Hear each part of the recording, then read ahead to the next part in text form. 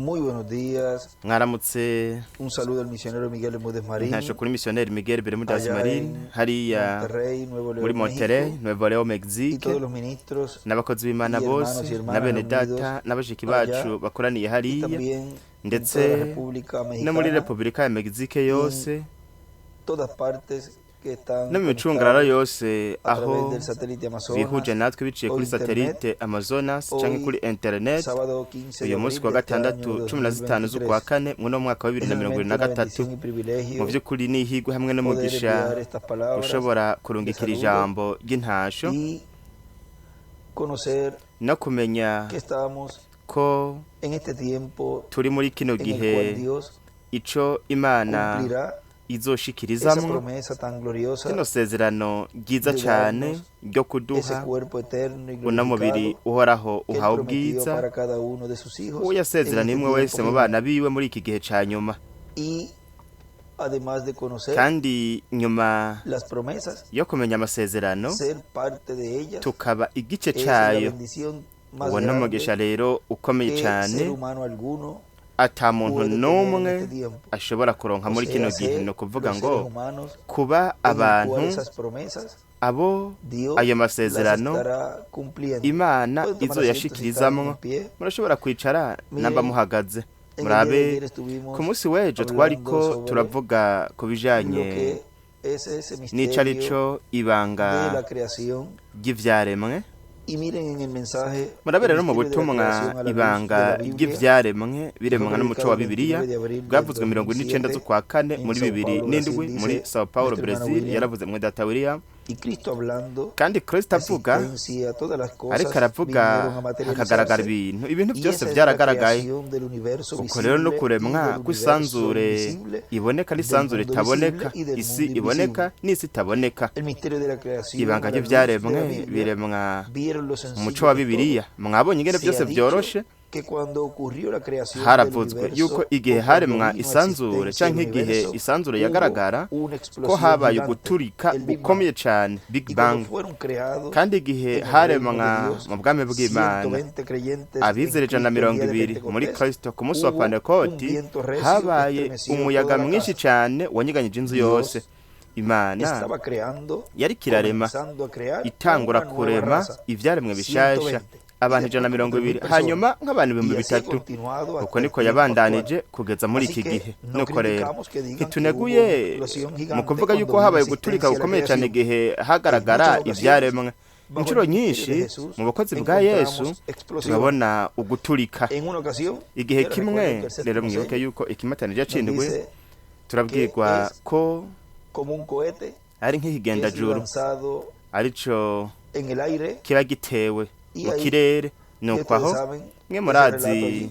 iyo Vean nkuru yose que el murayizi. séptimo Rabe sello, que es el murabona yuko cumplimiento de la ikimatanije segunda cindwi venida del arico Señor, ari ukuza kwa kabiri también k'umwami, tiene gushitsa kuza kwa kabiri sus k'umwami diferentes naco explosiones. kirafise uguturika Ahora gutandukanye. dice, Rero mwumve en haravuga muchas ngo ocasiones bajo el inshuro ministerio nyinshi de mu Jesús bukozi bwa Yesu encontramos explosiones. turabona En una uguturika. ocasión Jesús dijo al Igihe Padre, kimwe orando Yesu en yabwiye el data capítulo ariko 12, arasenga mu verso gice ca 12 27, umurongo en wa adelante de 27 San Juan, ukabandanya muri ya Yohana. tenía que ir pronto a la cruz Ubona ko y está yari agiye orando. guhita aja ku musaraba vuba cane. Yariko Ahora, arasenga rero. y él cita allí, Rero ahora recuerden, aca asoma aho ya hantu rero estaba mwibuke pronto para ir. vuba yari a la agiye cruz. guhita aja O ku sea, musaraba. ya era- Ni ukuvuga ngo Era un ministerio bwari adoptado. ubukozi bwarazwe mu Ahora mwuzuro. miren allí, dice, Rero ahora murabe está ngaho turbada haravuga mi ngo alma, umushaha wanje ¿y qué diré? urahagaze. None mvuga Padre, iki? sálvame de Ngire esta nti hora, data nunkize iki mas gihe para esto yamara nico canzanye he ngo llegado nshike muri iki gihe. a esta hora.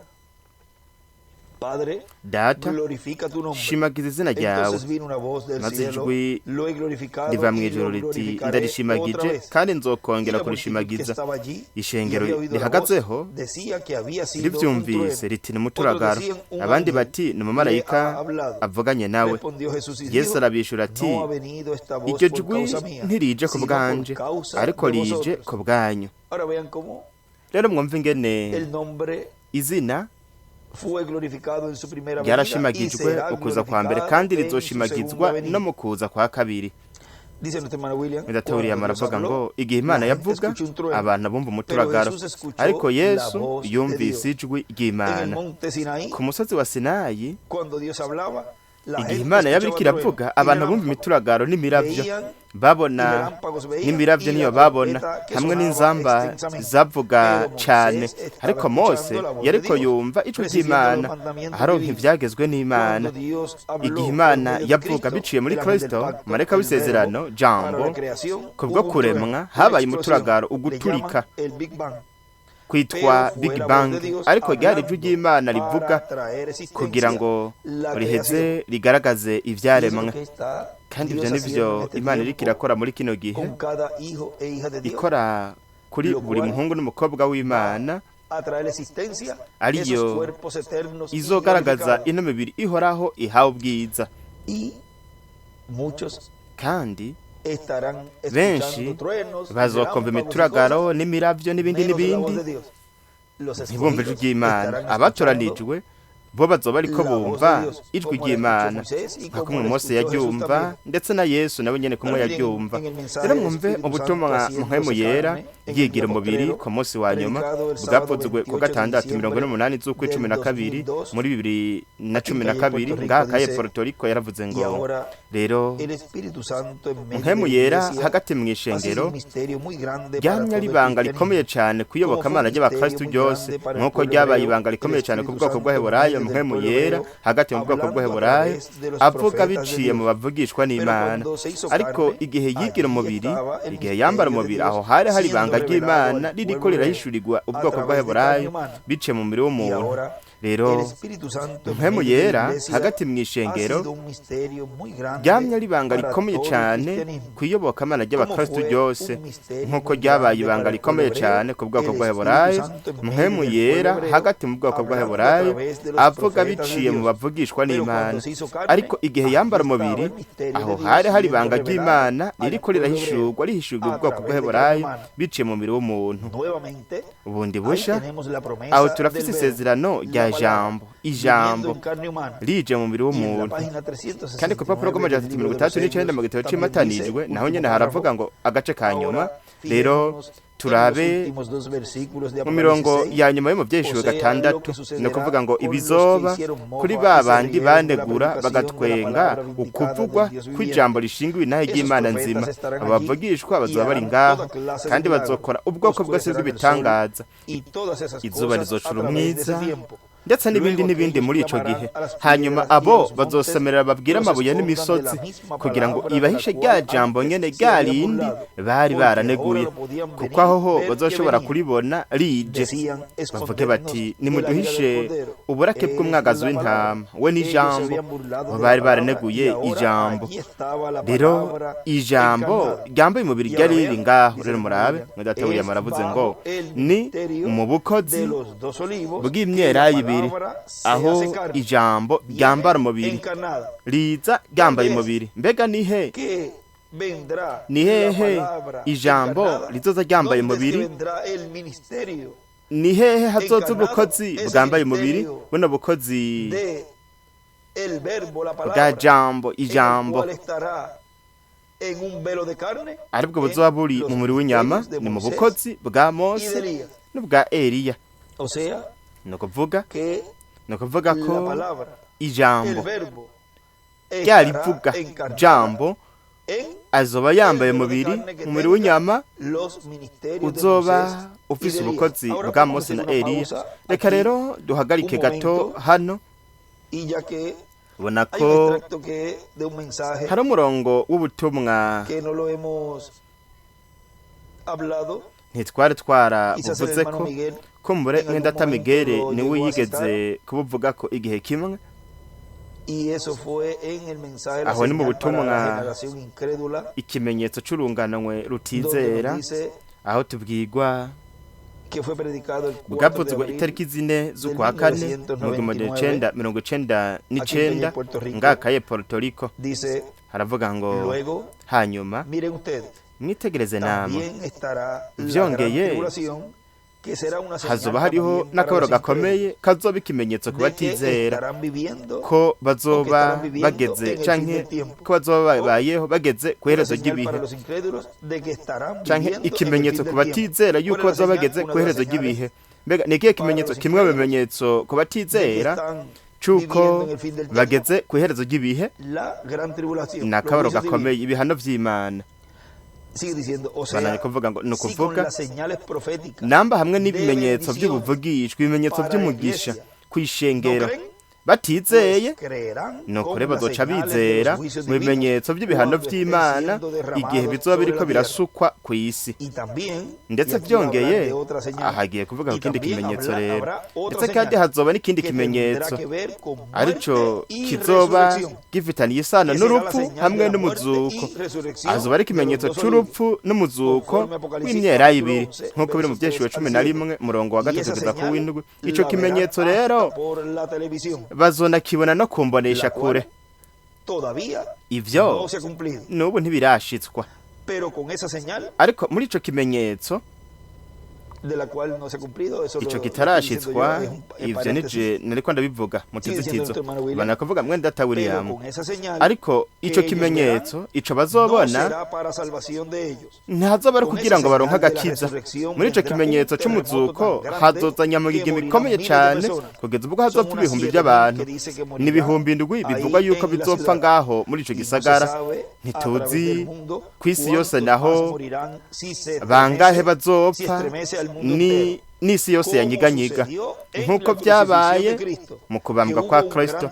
Habaye nyamugigi mikomeye aho ibitandara vy'amabuye vyasadaguritse, nuko haba umuzuko. Rero murabe ingene we ngaha ahashira runo rupfu rw'imyera ibiri imbere y'akabaro gakomeye, kuko umuzuko uzoba nk'uko wabaye hariya mu kuza kwa mbere k'umwana w'umuntu, hari mu rupfu rwa Kristo ku musaba Karuvariyo. Murabe murabona yuko habaye nyamugigi mikomeye, kandi aho havuga ngo benshi mu bera baciye abari barapfuye baciye bazuka, ariko avuga ngo nyuma y'umuzuko wiwe. Ni ukuvuga yuko hariho urukurikirane rw'ibintu bitegerezwa kubanza kuba kugira ngo hashobore kuba ibindi. Haravuga ngo aho ibitandara by'amabuye byasadaguritse haba umuzuko. Reka ico kimenyetso tucihoze, kuko iki kimenyetso kizobonwa n'abatizera. Ariko ivyo niyo vyaba, mwibuke imyera ibiri izoba yarazoba mwuzuro. Ico gituma hazoshobora kuba uno muzuko nk'uko Kristo yamaze kuragwa mu mwuzuro, yari yamaze kuragwa mu mwuzuro igihe yapfa, hanyuma ashobora kuzuka. Ni ukuvuga yuko butegerezwa kuba ari ubukozi buzima nka kumwe Yesu yari ameze hariya, ari we yarazwe mu mwuzuro, hanyuma igihe yabambwa agapfa, inyuma y'iminsi 3 yarazutse. Kandi ivyo ntibirashitswa uhereye ku munsi wa Pantekoti kugeza ubu. Nta muntu n'umwe, nta ntumwa n'imwe yavuye mu mubiri Imana ikayijana hanyuma ikazuka nyuma y'iminsi 3. Ivyo bishitswa kandi bizoshitswa mu buzoba bafise ubukozi bwa Mose na Eliya, ubuzoba ariko arakorera hera hacana h'ingoro y'umwemo ya Kristo mu ntambuko hamwe n'igihe c'ibiriko zifuruka. Kandi azoba ari ku ncuro ya kabiri aho ubukozi buvugishwa ko buzozuka nyuma y'iminsi 3. Bananye kuvuga reka ico gice tucihoze, ubona yuko ivyo ari ivyo mu yindi ntambuko. Reka dukoreshe neza n'umwanya wacu muri iki gice cyo kwitegura imbere y'igihe. Murabe mubonye ibimenyetso by'igihe ca nyuma mukabimenya, nuko mukaba muryamiye amajanja kandi mwiteguye kugira ngo muhindurwe muri kino gihe ca nyuma. Rero tubandanye hano, aha nari nahagaritse gato kugira ngo nsome uno murongo. Reka tubandanye hano rero mu butumwa mpemu yera yigira umubiri ku munsi wa nyuma. Aravuga ngo yereka soma ku papuro rw'39, nuko hagati na hagati muri uno murongo yereka arasoma. Haravuga ngo rero murabe, ni mu bukozi bw'imyera ibiri niho ijambo ryambara umubiri riza ryambaye umubiri. Y sigue leyendo del hermano William. arakomeza gusoma Ahora, ibyo William ahí estaba yavuze la rero palabra encarnada. ijambo ryambaye mu Ellos ryari se riri habían ngaho mojado grandemente bo bari de esos baraneguye profetas, cyane abo pero bavugishwa ariko había venido la palabra encarnada. ijambo ryambaye mu ¿Por qué ryari no se ryaje arrepintieron? kubera ko batihanye No pudieron. Ya ntibabishoboye era demasiado tarde. bari bamaze gucegwa data William aravuze ngo rero turashobora kubona ngaha iri sezerano ry'ijambo rije mu mubiri w'umuntu ku rupapuro rw'amajana 177 mu gitabo cy'imatanijwe naho nyene Revera William Branham aravuga ariko arasenga yaravuze ngo turasaba yuko mpwemu yera turasaba ko yizira ubunyene ugendera ku ifarasi y'igitare by'ukuri mu gihe mpwemu wiwe mpwemu wa Kristo mu gihe ahanganye na antikristo nawe ahamagare abiwe aravuga ngo rero data William aravuze ngo rero ibanga ni gute ni ryari ni hehe kandi ni murinde kandi iryo ni ibanga rikomeye cyane muri kino gihe cya nyuma kubw'ibyo rero wateruza kugira intumwa ku isi kandi ateruza kuba ari intumwa y'ikiringo murabe kugira ngo hashitswe ayo masezerano nuko kuragwa mu mwuzuro Imana itegereza kugira ku isi intumwa kandi itegereza kuba ari intumwa y'ikiringo ntabwo ishobora kuba intumwa y'igihe cy'ishengero ahubwo ni intumwa y'ikiringo ahubwo ni ikiringo gishasha gitegerezwa gutangura kandi hasigaye ikiringo gishasha kimwe gusa c'intumwe imwe y'ikiringo ikiringo c'ubwami nico conyene gisigaye nyuma y'ikiringo c'ubuntu kandi mu yandi majambo buri kiringo cose kirafise intumwa yacu y'ikiringo kubw'ibyo rero mpwemu yaraterezwa kwambara umubiri mu ntumwa y'ikiringo mu kiringo gishasha kugira ngo abe iyo intumwa y'ikiringo c'ubwami nk'uko jambo yambaye mubiri marayika w'isezerano muri Yesu intumwa y'ikiringo ca gatandatu rero aha turafise isezerano ryo kuza kwa jambo yambaye mubiri ku munsi wa nyuma kandi mu yandi majambo nuko rero hategerezwa kuba umuvugishwa w'ikiringo ari we ijambo rizozako kuko ijambo riza gusa ko bavugishwa n'Imana nuko rikambara umubiri mu bavugishwa mugabane uhwanye na buri gihe ubw'Imana ibirungitse umuvugishwa rero murabe mu butumwa urugo rwo muri kazoza bw'umukwe wo mw'ijuru hamwe n'umugeni wo ku isi turabwirwa ikintu ngaha gikomeye cyane ku rupapuro rwa 30 haravuga ku rupapuro kwa 30 rupapuro rwa 30 hepfo kugira ngo tujye kugwa 31 haravuga ngo ni vyiza kandi nzogaruka rero aha ni nk'umwami azananye n'umwamikazi kandi n'imyaka 2000 yindi mbega niko akora araza nuko agatanga igihe ciwe c'ikiruhuko yandika ngo ikimpumbi hanyuma arayiturira akayezereza abiwe ashira abiwe kandi kuriyo kandi murabe ntabwo ari isi itunganye kino kimpumbi n'urugero rw'umunsi w'indwi hanyuma rero haca haza urubanza ruva ku ntebe yera yandika ngo ikimpumbi bingana umunsi w'indwi rero mwibuke yuko igihe c'indwi c'ishengero ca Laodikiya nico gishushanya ikimpumbi kandi gishushanya kandi n'umunsi mukuru w'insago ari nawo mu kimpumbi uzohimbazwa rero abananya kuvuga ngo kandi murabe sisi tunganye kino kimpumbi ni urugero rw'umunsi w'indwi ni ukwaca haza urubanza rw'intebe yera murabe kandi n'ubu twebwe turafise urubanza turi mu gihe mu kimpumbi murabe mu kimpumbi n'ubu tuba tukiri mu bihe ni ukuvuga ngo ibihe biharugwa ibihe ni umunsi imyaka 1000 ni ikintu co mu mwanya co mu gihe ivyo ntimuvyitiranye n'isi nshasha rero kuko siyo no kuvuga ngo isi nshasha mwibuke yuko ari hanyuma y'ikimpumbi mwebwe mwashobora kumbwira ibi jewe gusa ari umuntu yashobora kumbwira ibi ngo rero mwedata Branham mbega niko ¿Se le ucukora han agotado todos sus 7? wahejeje ivyo ndwi vyose mbega niko ugiye gukora Ahora usted es un rero wewe dispensionalista. uri umuntu ushingiye ku biringo niko Branham avuze Soy. kandi Y na creo je que ni Dios kondi también lo es. kandi yizera yuko Así que n'Imana no- nanyo nari kwiri Se nuko le ndamurabe agotaron los tipos de las yarahejeje ibiringo Porque si va a byose poner algo más kuko nambi allá izoshiraho ikindi de ese kintu séptimo hariya día, nyuma ¿cómo y'ujya va munsi a w'indwi obtenerlo? mbega ¿A izokironka dónde va gute usted ahora? mbega wewe uriko werekeza hehe Como que we acamera se están nk'uko poniendo a mengo preguntarle a él ariko arayibaza o a decirle a él y a refutarle. canke Ahora se te acabaron los kuyibwira ati 7. none Ahora, ko ¿qué vas a wahejeje hacer? indwi mbega uzoca ukora iki A la página 31 sigue urupapuro rwa mirongo diciendo, itatu na rimwe habandanya havuga ngo muy bien, ni vyiza cane llamaré su atención a algo.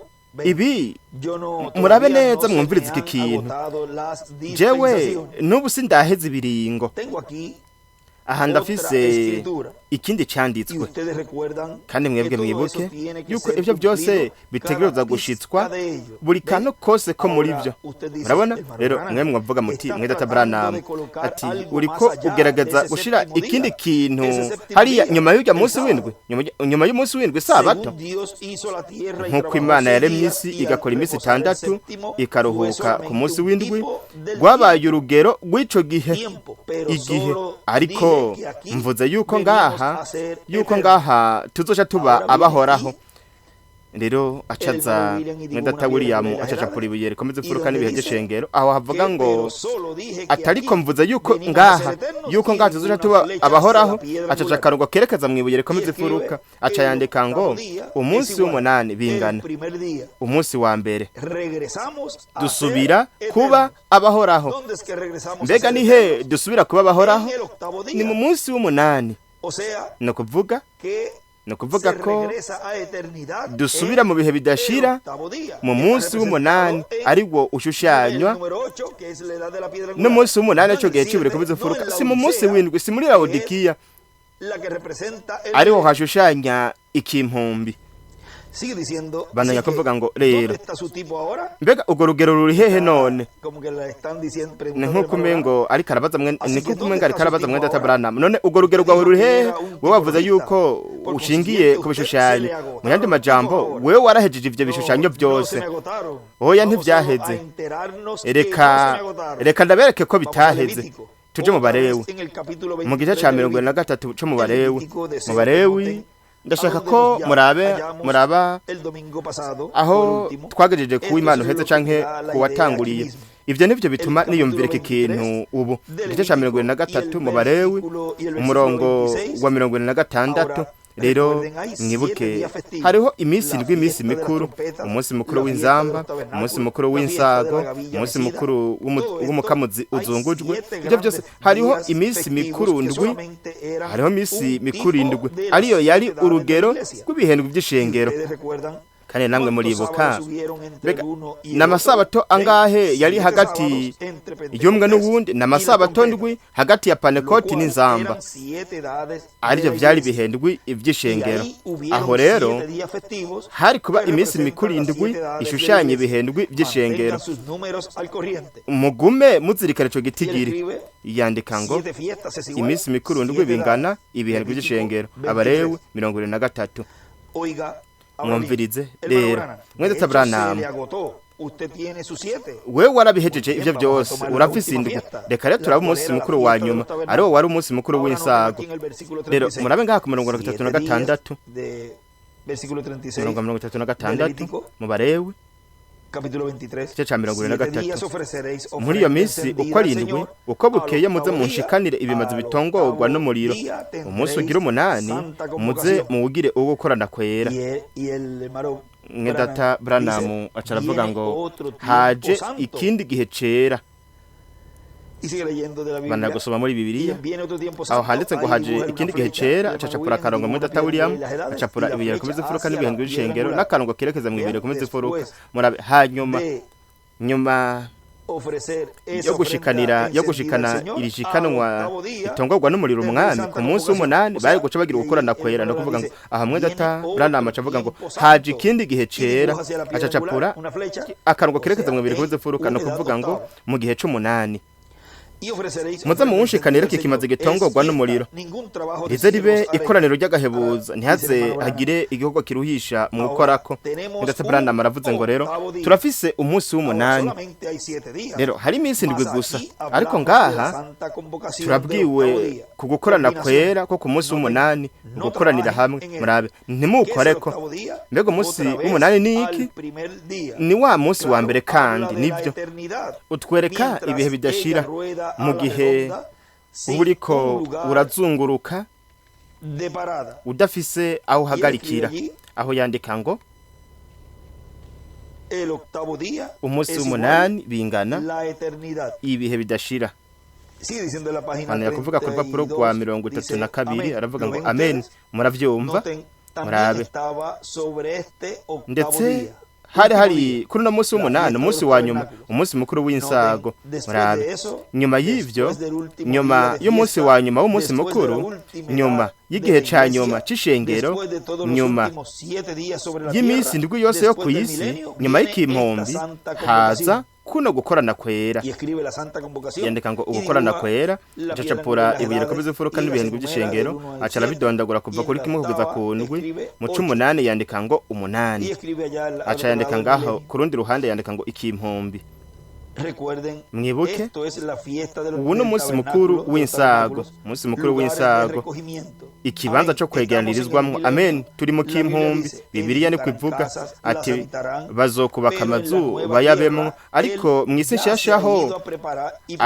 we yaragiye ategura ico kibanza carubatswe twebwe nta na kimwe tugomba gukora mu kucubaka amen ni igihoraho no kuvuga ngo iyo ni Yerusalemu nshasha je mu byukuri iryo jambo ndarikunda orara ugukorana kwera ku munsi w'umunani aho hari iminsi ndwi gusa nukorera ku munsi w'umunani ariho tuba twasubiye kandi ku munsi wa mbere tuba twasubiye ku munsi wa mbere namba umunsi w'umunani ari wo gukorana kwera murabe iminsi ndwi ifitaniye isano gusa n'ivyaremwe vya kera ibihe vyo kw'isi iminsi ndwi ico ni kimpombi umunsi w'ikiruhuko kandi mwibuke yuko intambako y'indwi ishushanya ikimpumbi no kuvuga yuko ari gihe ico hagati muri twebwe abantu no Imana ibikigiharura nk'igihe kandi mwibuke yuko mu kiringo c'ubwami mwibuke yuko hisubiramo izi ntambako ndwi hamwe n'iy'umunani iyo rero niyo ihoraho nk'uko Imana yakoze iminsi 6 iruka ku munsi w'indwi ishengero naryo rikora iminsi 6 yandika ngo ibintu 6 rikaruhuka ku munsi w'indwi ariko naho bukiri mu mwanya sindiko ndavuga ku munsi uhoraho no kuvuga mwibuke mu gihe twari tukiri mu ntambuko y'indwi aho imwe yadushiramwe mu 2000 kugeza muri 2018 2019 twari tukiri mu bintu byo mu mwanya ivyashushanya ngaho ikimpombi umwanya washushanya ikimpombi ariko hanyuma twagomba kuduga tukaduga hejuru cyane twategerezwa kuduga ku munsi w'umunani aho twari kugira kuno gukorana kwera ariko mwitegereze namwe ariko mwe murabona nta minsi 8 ihari ahubwo uba wasubiye kandi ku munsi wa mbere isabato ivuga ku vyagezwe vya kera arivyo vyategerezwa guhera kwitondera isabato arivyo vyaheze canke nkuko navuze habaye impinduka yarahindutse ija mu bindi ntiyaheze ahubwo yarahindutse iva mu vyagezwe vya kera kuba ari umunsi runaka wo mwiyinga 19 muri Yesaya niko nibaza 48:19 kuko ivyiwe ari bwirizwa kurindi n'umurongo ku wundi hamwe tumwe ahandi utundi noneho rero uhoraho azovuganira n'ubu bwoko mu kanwa katumvikana no mu rurimi rundi. Rero mwe murabona yuko mwinjira mu buzima atari kwitondera umunsi canke ibitutu. Pawulo yavuze hariya mu gice cya 4 c'Abaheburayo ati muze mwitondere iminsi n'ibitutu ndetse n'ibintu nk'ibyo. Ati mfise ubwoba, ndafise ubwoba bw'ivyo mwaciyemwo. Murabe twebwe ntabwo duca mu minsi runaka hamwe n'ibintu runaka. Mwebwe muva mu rupfu mukaja mu bugingo budashira, si minsi canke ibihe, muja mu bihe bidashira. Uko niko ico nico kiyago ciza. Ndabivuze neza. Ugukorana kwera niko yavuze, no guhindura uburyo niko Data William yanditse ngaho, yandika ngo ugukorana kwera.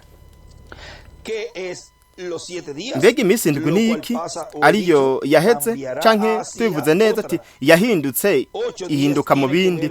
Iminsi 8 ifitanye isano n'ivyaremwe bishasha. Murabona, si ivyaremwe vya kera. Iminsi 8 ni ivyaremwe bisha, kuko hari ku munsi w'8 niwo ukwera kwacu tudaravye isabato canke umunsi mukuru w'insago. Yandika hejuru ngo Laodikia, yandika hepfo ngo Rupapuro 32 hepfo yanditse umunsi w'8 bingana ni vyaremwe bishasha, umwaka wa yubile, umwaka wo kubohogwa.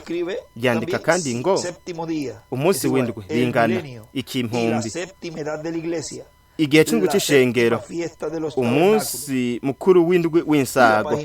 Ku rupapuro tubandanye ku rupapuro 33 ariho yanditse aho havuga ngo canke umunsi mukuru w'insago, yandika ngo Laodikia. Umunsi mukuru w'ivyo, umunsi mukuru wa Pentekoti, ku munsi w'8 Yesu yarazutse mu bapfuye kubwo kudutsindanishiriza. Nyuma y'isabato y'indwi canke iminsi indwi, ibihembwe by'ishengero, Yesu yarazutse mu bapfuye. Umunsi w'8 ari wari wo gukorana kwera. Murabona, niwo munsi wa mbere. Murabona, wewe uba wararenganye ibihe, nuko ukagwa mu bihe bidashira ubundi busha. So kwitondera iminsi, yandika ngo ibihe by'ishengero, no kwitondera amasabato, yandika ngo igihe c'indwi n'amezi mashasha, yandika ngo ibihe bishasha n'ibintu nk'ivyo. Ariko vyaraheze, warahinduye uburyo, atari ukubigwiza n'ubusa, kubitesha agaciro ubwiza, ariko wavuye mu rupfu uja mu bugingo. Ico Bibiliya twigisha, wavuye muri kimwe uja mu kindi. Yandika ngo umunsi w'8 umuzuko. Yandika kandi ngo isabato, akarongo, igihe c'indwi, amezi mashasha, ibihe bishasha. Ni vyiza, vyaraheze. Isabato ya kera yaraheze. Yandika ngo igihe c'indwi. Yesu yarazutse ku munsi w'8. Uwo wari umunsi udasanzwe. Mbega ni ryari Yesu yazutse? Ni ku munsi w'8. Ntiyazutse mu ntambako y'indwi canke igihe c'indwi. Uwo munsi wari umunsi udasanzwe wera, kandi wari umunsi kuko umunsi igihe, ni kuvuga ngo umunsi n'igihe, ivyo vyaraheze, vyimukiye mu bihe bidashira. Tuca dusubira kandi ku munsi wa mbere. Murabona, yandika ngo impinduka z'uburyo, guhindura uburyo. Ibihe bidashira ni nk'impeta. We ntushobora gusanga imfuruka n'imwe kuri yo. Ntushobora kuronka ahantu uhagararira n'umuzingo hese wugaye, urabandanya ukabandanya. Je naca bintwaye nubwo we woja kure gute, nubwo woba waragiye, ututangura kugenda uzunguruka muri ubu buryo, ukagenda uja ku isi, ukaja hirya y'isi. Wewe naho waba uri kuragenda. Aho yandika ngo, reka turabe hano, ibi bijanye n'ivyo avuga ngaha hepfo. Reka tubisome hano, kuko ngaho ariho agace katafashwe ku kaseti. Bananya kuvuga ngo ngaha hepfo harimwe ibintu bihungabanye, ntivyaremwe, vyaremwe na Satani. Yandika ngo Rusiferi bizimangane igihe azovuga ya nkengeri ya zahabu. Aho kuri bizimangana cyandika ngo bihindurwa. kandi n'inzamba ikavuga. aho niho rero yaciye yandika ngo inkengeri ya zahabu inzamba. kandi igihe umuntu yaza ngaha ku isi akagwa, umwagazi w'intama warasheshe amaraso. ivyo vyavuga ku mwagazi w'intama wari kuza kugira ngo usese amaraso yawo. Karuvariyo yashinze umusaraba. Ivyo vyabereye mu isezerano rya kera. Abo yatsindanishirije baramurondeye. Muri iki kiringo gishasha naho mu kuza k'umwami mu isi nshasha, imigozi y'agakiza, amaraso, ububasha bucungura, aribwo ndiko ndavuga, nibiciye muri ino mikorere nyene yacunguye bose, umuntu hamwe n'isi. hanyuma hazoca hagaruka ibihe bidashira, kandi itara ry'umuriro naryo rizohonya abanduye bose batatoneje ko baha ibihe bidashira. Yandika ngo ibihe bidashira, acandika kandi ngo ukuza k'umwami, ikiringo gishasha mu isi nshasha. muravyumva? murabe, ku munsi w'umunani Yesu yarazutse kugira ngo adutsindanishirize. umwami ahoraho hamwe n'ubwami buhoraho, kugira ngo tubatirizwe muri bwo, kugira ngo turonke ubugingo budashira. atari iminsi indwi, nta na hamwe bihuriye n'iminsi. yandika ngo ibihendwe by'ishengero, ariko avuga ku wundi uhoraho uzoza. yandika ngo umunsi w'umunani. aho hejuru ku ruhande naho yandika ngo umunsi w'umunani, umuzuko. avuga ku gihe gihoraho. iyi si ndiko ndavuga.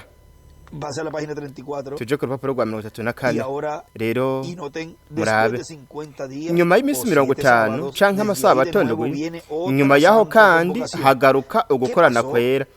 niki cabaye? Mpwemu yera yaje ku munsi wa Pentekote, ku munsi w'indwi, canke tubivuge neza ku munsi w'umunani. umunsi w'umunani yaje ku munsi w'umunani, ari wo wabayeho nyuma y'amasabato ndwi, nyuma neza neza y'umuzuko. nuko rero azoba ari incuro ndwi ivyo ubundi busha, ari wo ucugaruka ukagaruka ku munsi wa mbere w'iyinga. kandi yandika ngo iyindi Pentekote bingana umwaka wa 50. aho no haba ugukorana kwera. nta na hamwe bihuriye n'ibintu bigaragara biboneka, birarengeye ivyo. ni mu bwami bw'Imana. yandika ngo mw'ishengero hamwe n'ubugingo budashira, mu batonejwe kera batigeze bagira intanguriro.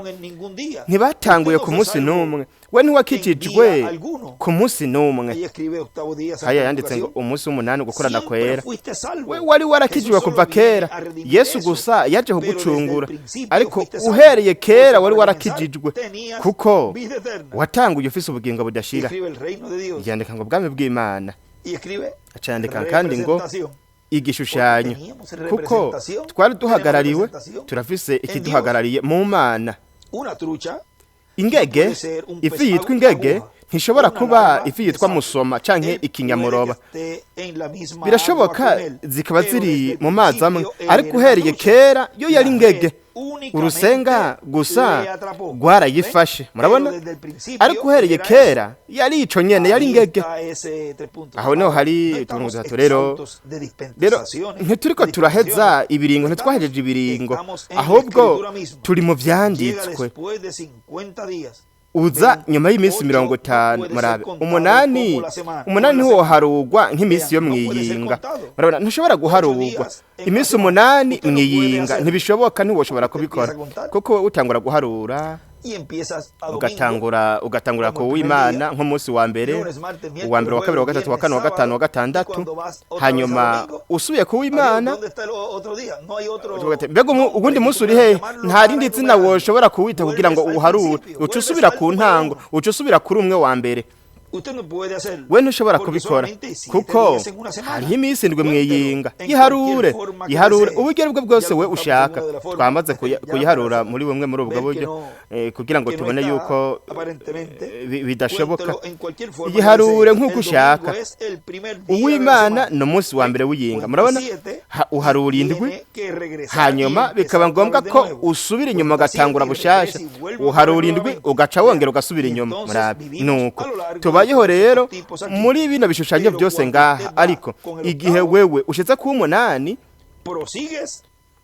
ucubandanya uja mu bihe bidashira wewe ntusubira mu byagezwe mu mabwirizwa n'imigenzo ahubwo usubira mu gutoranwa kera yandika ngo mu 8 ucubandanya uja mu bihe bidashira amen aha niho hari ugukorana kwera murabona kandi turiko turasozera igihe c'indwi c'ishengero igihe c'ishengero igihe ca Pentecote murabibona turiko twinjira mu gukorana kwera turi muri bibihe bidashira by'ukuri aho ishengero rihamagagwa yandika ngo duguze hano atari kubw'ikibanza runaka werekeza mu idini runaka ahubwo mu bihe bidashira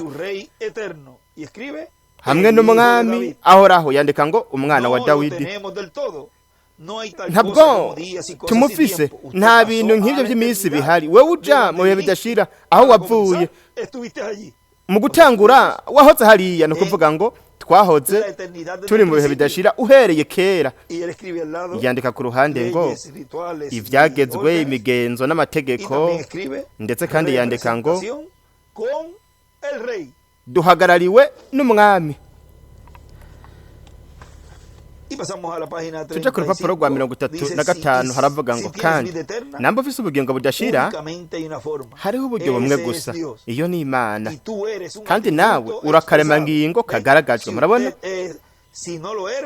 namba utariko rero ntuzoba hariya namba utari akaremangingo k'Imana murabe namba utari akaremangingo k'Imana uko biri kose ntushobora kuba hariya bavuga ngo nta numwe ashobora kuza kuri jewe data atamukwegerereye murabona ari waba yarenze ibi bintu byose bishaje ariko ibi byo ntibihera nuko rero havuga ku bihe bidashira rero tuje ku rupapuro 58 kwa 58 mwumve cyatubwira hano mw'ubutumwa nyene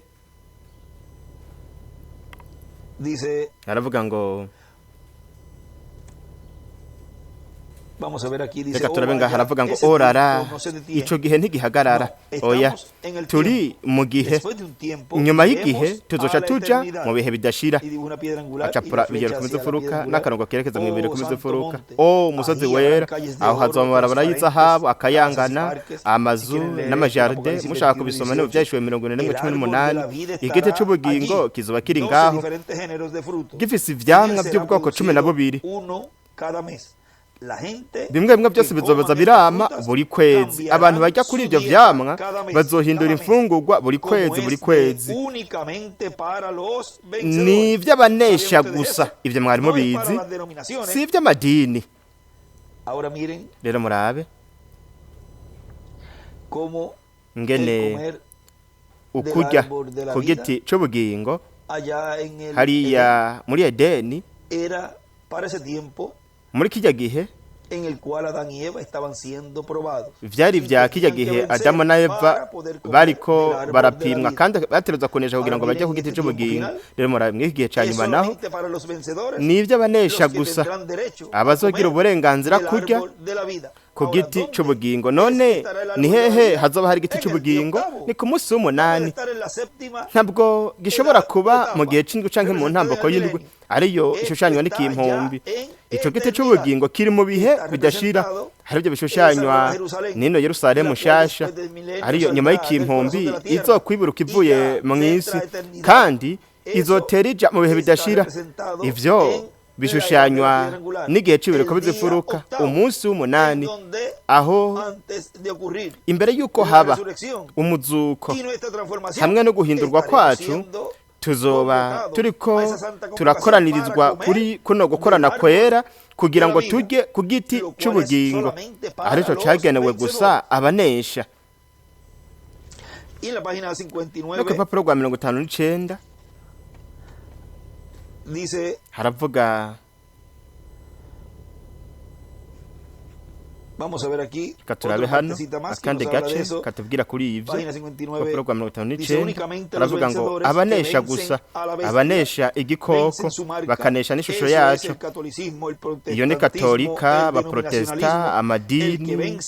Ubunesha igikoko ishusho yacu n'indome z'izina ryacu azogira uburenganzira kurya ku giti cy'ubugingo, azokwinjira mu marembo aho atanumwe akora ibizira ashobora kuhinjira. Rero mwumvire kuri ibyo. Rero akanya gato mu gihe tugiye hariya kure, igiti cy'ubugingo kizoba kigenewe gusa abanesha. Reka twegere imbere gato ku rupapuro rwa 62 aha tubwira ngo nuko rero abatama n'abatamakazi ntimucike intege, namba mwebwe mufise ikibahagarariye hariya hejuru mutu turamangingo tw'Imana. Imana ni Imana. Namba wewe uhagarariwe ngaha ntushobora tubungu dutatu uri mu bahoraho, kandi nujabuka ukarenga uno munsi w'indwi ukerekeza mu w'umunani uzokwinjira mu bihe bidashira biciye mu batizo wa Mpwemu Yera urimwo. Rero murabe ivyo yaciye yandika ngaha ku ruhande, yanditse ngo nujabuka ukarenga umunsi w'indwi umunsi w'umunani uzoburi mu bahoraho. Mbega ukuntu dutekanye! Ni ivy'abanesha bajabutse bakarenga bakaja mu munsi w'umunani, kuko ni ivy'abanesha ukurya ku giti c'ubugingo.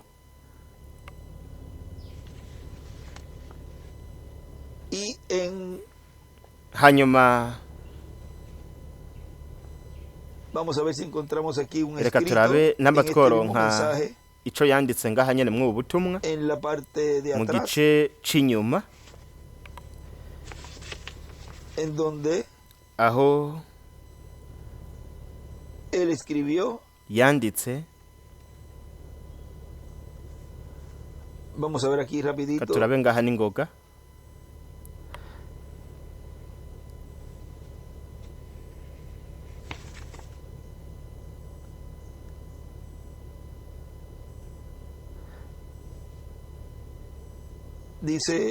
Yanditse ngo ari ibyanditswe byinshi ngaha, ariko reka dusome bimwe muri ibyo.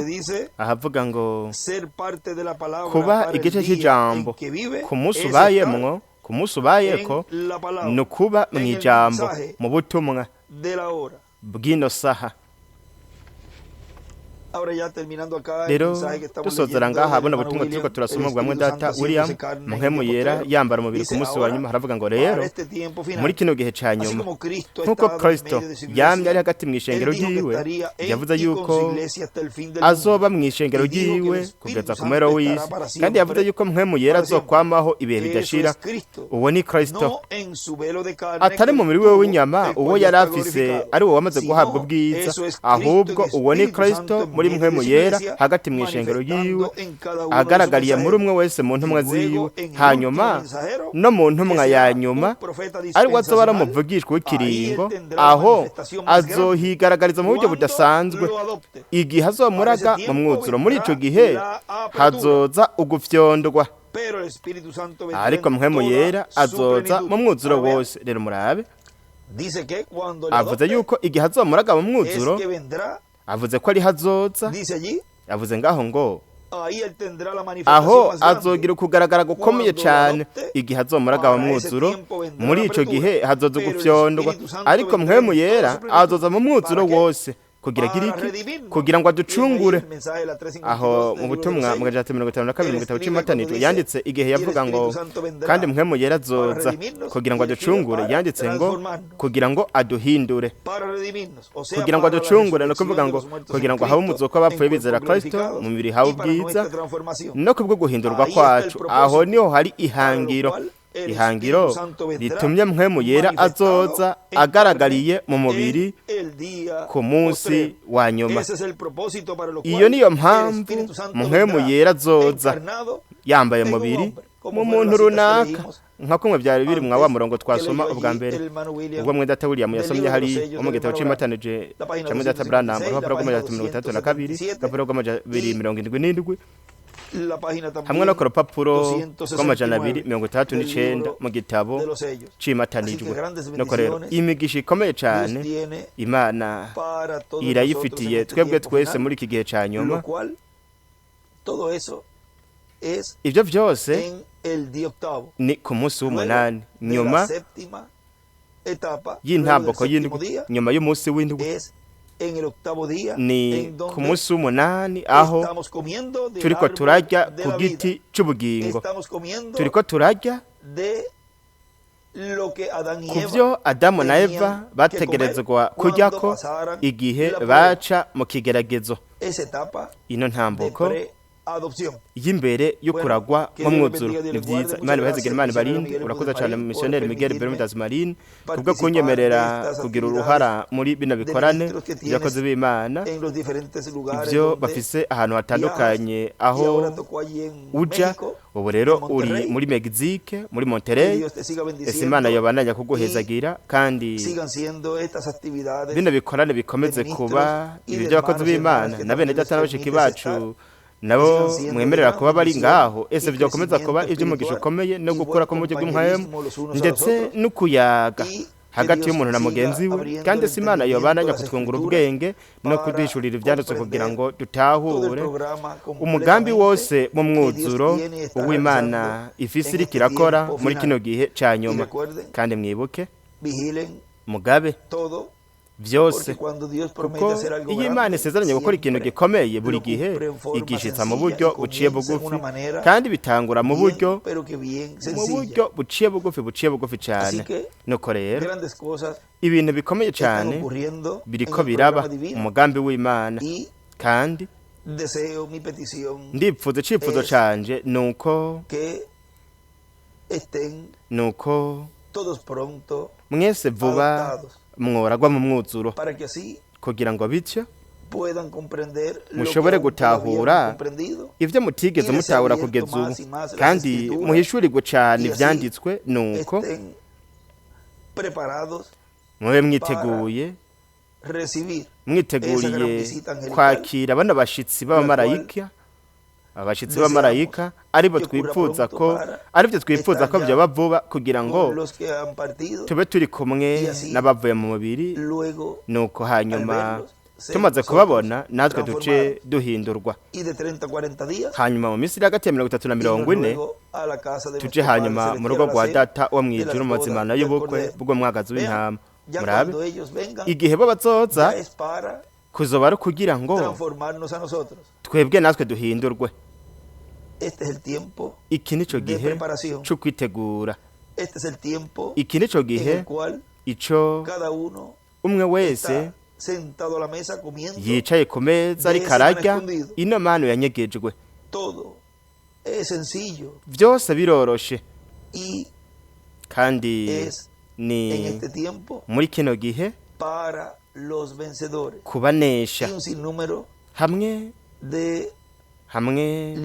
n'imirongo myinshi muri ino mirongo twasomye ngaha yo mu rugo rwo muri kazoza iyo twari gushobora gusoma, ariko mwe mwamaze kuronka nk'ikintu gipfunyapfunyirijwemwo ibintu byose biri kubira muri iki gihe, hamwe n'igishushanyo gihari umunsi mukuru w'insago ariho mu gihe cy'indwi ca Laodikiya, ari navyo kandi bishushanya intambuko y'indwi aho twashizwe kugira ngo hanyuma twumve uno muhamagaro waduguze hano, ariko twerekeza mw'uno munsi w'umunani arico gihe ciwe rikuze furuka hamwe n'ikiringo c'ubwami, ariho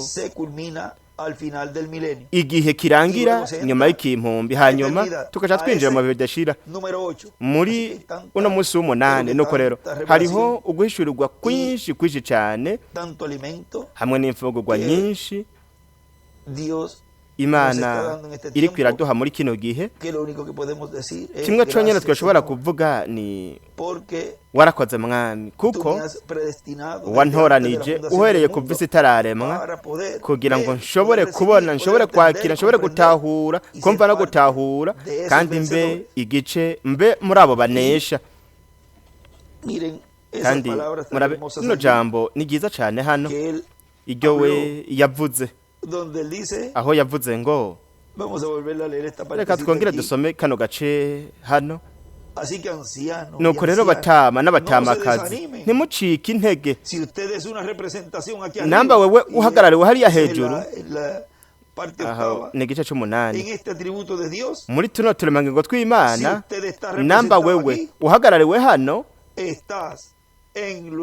uri mu bahoraho kandi nujabuka ukarenga uno munsi w'indwi ukerekeza mu w'umunani uzoba winjiye mu bihe bidashira aho rero niho yanditse ngo nujabuka ukarenga umunsi w'indwi ukaja mu munsi w'umunani uzoba uri mu munsi uhoraho nujabuka ukarenga intamboko y'indwi imwe yadushiramwo ukaja mu y'umunani uzoba winjiye kandi uri mu bihe bidashira mu munsi uhoraho cyo gituma kino cyanditse buri gihe cyama kiduca mu bwenge twama tucibuka igihe avuga mu gitabo c'imirongo ati hagize umuntu yinjira mu mwuzuro mw'ubutumwa bwoca buhita bumujugunyira mu bihe bidashira kandi ibyo nibyo Imana iriko irakora ku bana bayo bumvise uno muhamagaro batumvise gusa ugwama imituragara imiravyo ahubwo bakumva ijwi ry'Imana ijwi ryababwira riti duguze hano bakaduga aho rero niho bashigwa mu bihe bidashira ubusigara mu ntamboko y'indwi ubwo nyene ntabwo yinjira mu bihe bidashira ariko twebwe turababanesha binjiye mu bihe bidashira kuko twinjiye mu mwuzuro mu butumwa kuri jewe ryari ihigwe ridasanzwe gushobora kurungikira ijambo ry'intasho muri kino cigwa ico yashize ngaha ati mu munsi w'umunani dusubira kuba abahoraho Imana ibahezagire kandi Imana ibarinde mwese murakoze cyane